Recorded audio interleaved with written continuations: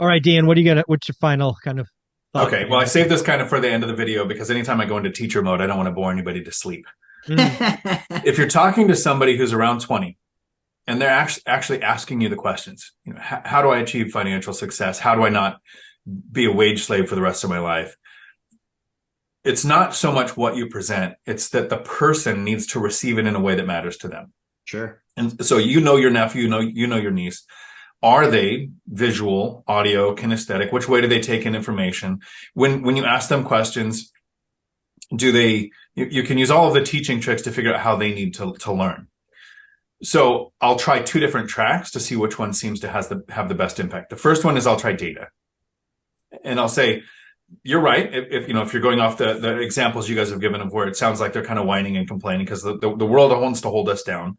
So with the data, I'll say, well, you're 20, you're going to be coming up on 25 pretty soon, right? You're going to hit 25 before I ever do because I'm already past it.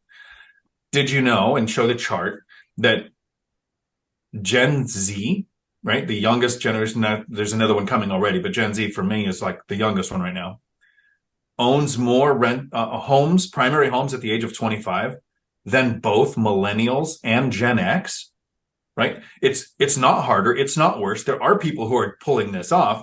You're surrounded probably by people who might not be pulling it off. So it seems like it's not happening. So there's the first bit of data. The second thing is in 1970, we have kind of three classes, the poor, middle class, and wealthy, right? In 1970, the wealthy represented 14% of the population in the United States.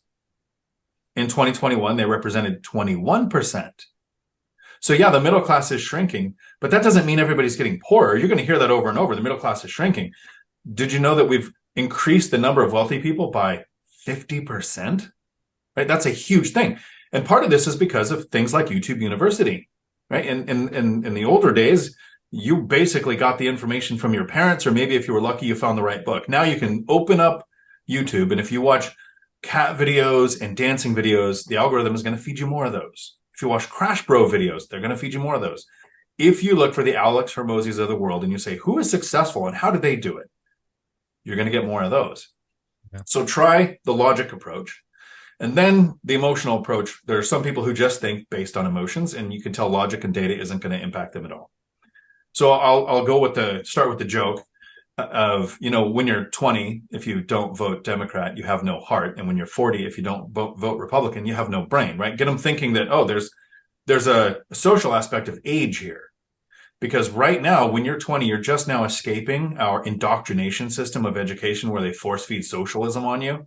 And they try to say everything left is right and everything right is conspiracy and evil and horrible. And capitalism is the death of the world, even though it's what literally stopped World War II.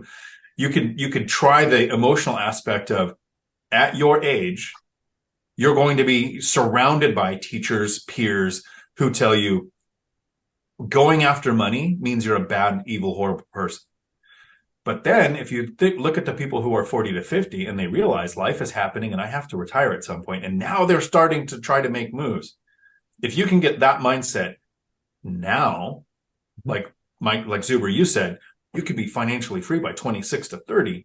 And then you can actually, if you still have that left-wing ideology of how do I save the planet, if you're not struggling to feed yourself, now you can spend the rest of your life trying to figure out how to help everybody else.